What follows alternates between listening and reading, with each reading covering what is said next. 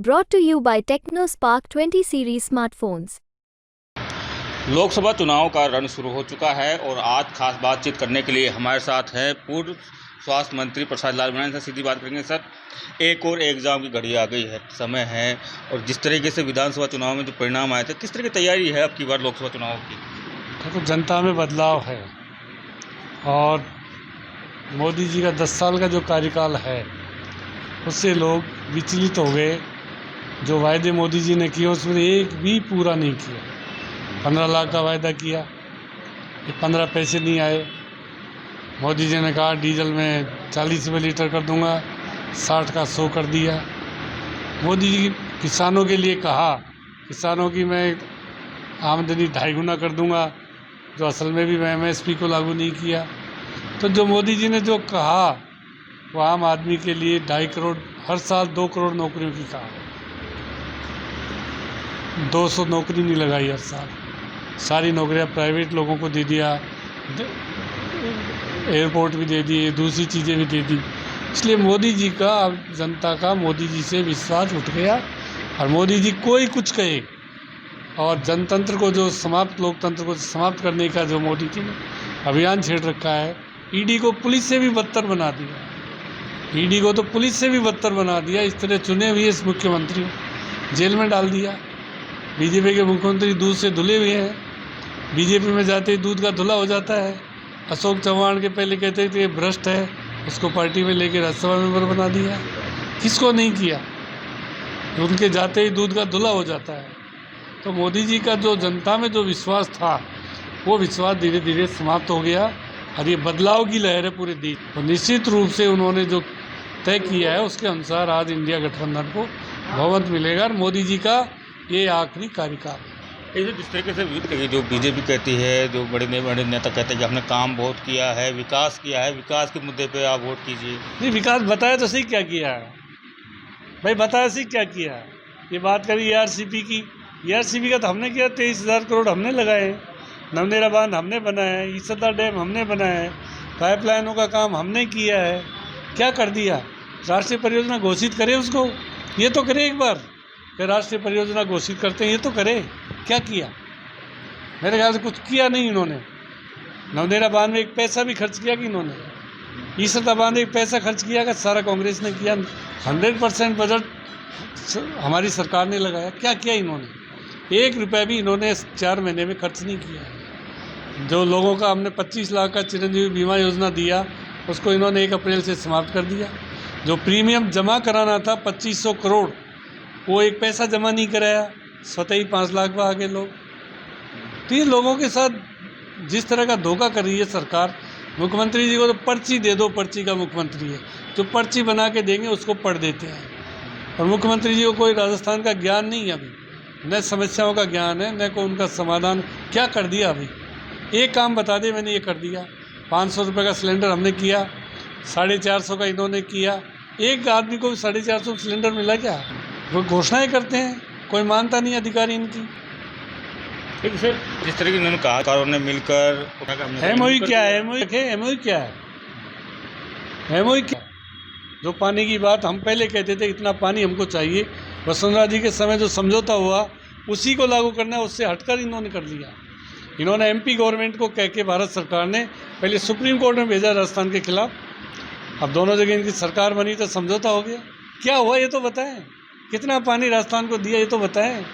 मुख्यमंत्री जी ये तो कहे इतना पानी वसुंधरा जी के समय हुआ वही पानी है क्या कम है, ये तो कहे। जिस तरीके से मैं कुछ दिनों से आपको देख रहा हूँ, आप जब भी प्रचार जाते हैं तो योजनाओं की बड़े जिक्र करते हैं। CSC जो स्वास्थ्य मंत्री जब आप थे, जब CSC PSC बड़ी बातें करते हैं।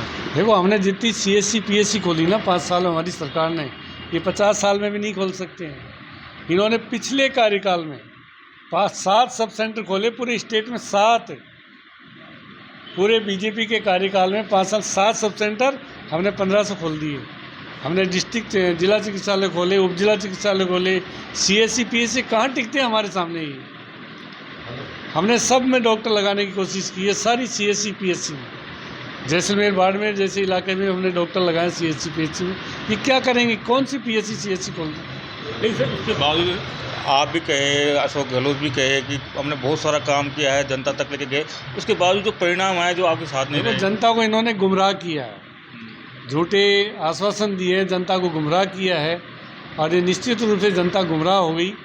और कुछ हमारी भी कमियां रही होगी, मैं नहीं कहता कमियां नहीं रही, पर जो काम अशोक गहलोत सरकार ने कर दिया, फूड पैकेट बंद हो गए ना, चिरंजीवी बंद हो गई ना, बिजली के बिल वापस शुरू हो गए ना, क्या कर दिया इन्होंने लोगों को। हमने तो जीवन दान दिया है, सबको गरीब से गरीब आदमी का इलाज भी फ्री किया है, वो सब चिरंजीवी बंद हो गया।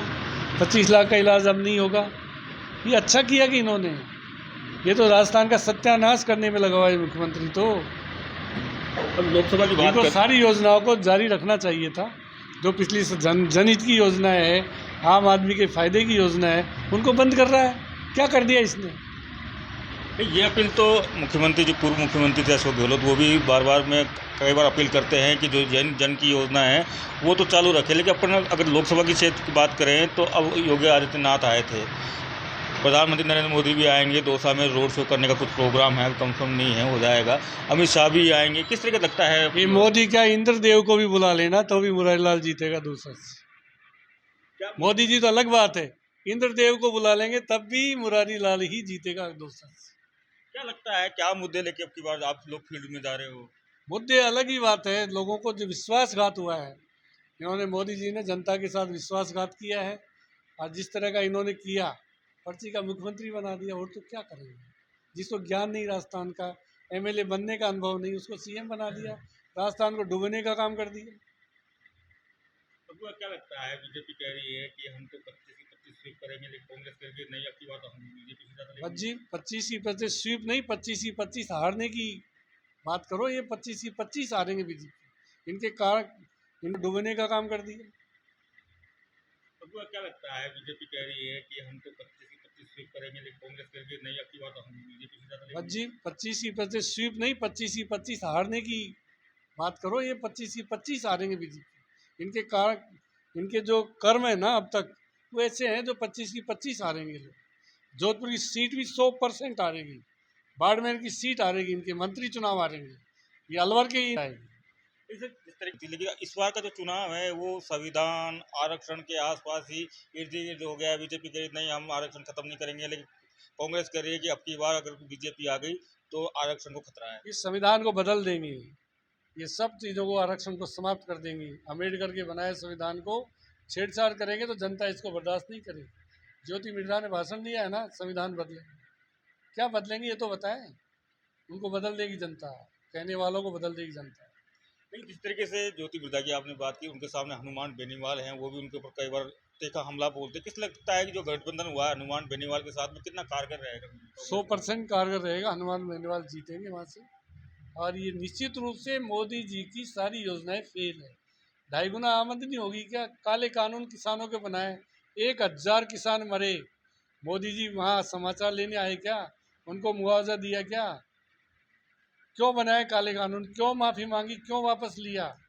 ये किसानों के विरोधी की सरकार है, ये पूंजीपतियों की सरकार है, ये उद्योगपतियों की सरकार है, ये अडानी अंबानी की सरकार है। इसलिए सरकार को आम आदमी, गरीब आदमी किसी कीमत में बर्दाश्त नहीं करेगा। पूर्वी राजस्थान की बात करें, दौसा एक अहम जिला आता है, और जिस तरीके से राजनीतिक गलियारे में जो चर्चा है वो ये कहा जाता है कि जिस तरीके किरोड़लाल मीणा को कृषि मंत्री बनाया, लेकिन जो चर्चा है वो ये कहा जाता है कि उनको जो उन्होंने संघर्ष किया 5 साल, उनके हिसाब से जो संघर्ष किया उस हिसाब से डिपार्टमेंट नहीं मिला उनको। तो ये सरकार का, उनकी पार्टी का काम है, किसको क्या दे, इसमें मैं कोई टिप्पणी नहीं।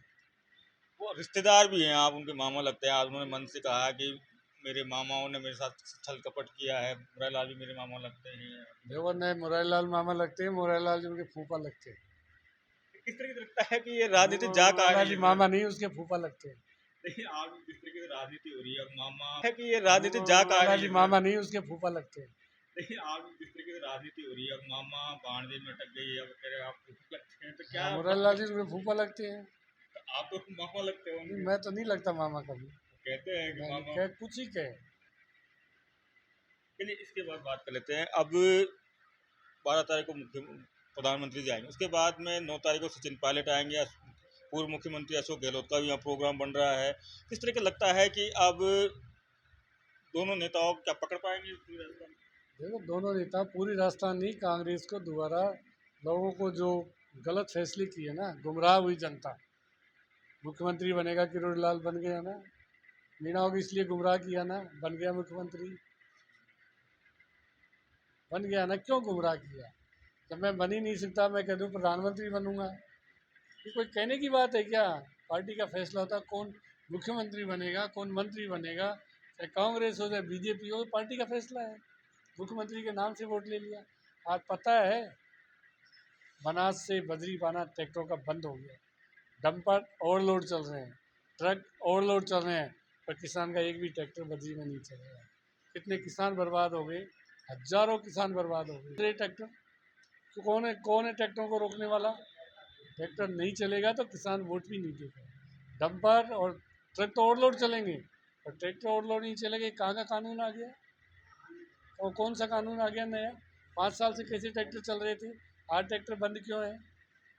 सरकार ने बहुत बड़ा पैसा, बहुत बड़ी धनराशि उद्योग बड़े ट्रक वालों से, डंपर वालों से लिया है, इसलिए ट्रैक्टर को बंद किया। हमारा आरोप है सरकार ने बहुत बड़ी नाइंसाफ़ी ट्रैक्टर वालों के साथ की। लास्ट सवाल पूछूंगा कि बीजेपी वाले कह रहे हैं कि जो सचिन पायलट और अशोक गहलोत की जो लड़ाई थी वो अभी तक खत्म नहीं हुई, अंदर ही अंदर चल रही है। क्या आने वाले टाइम में सचिन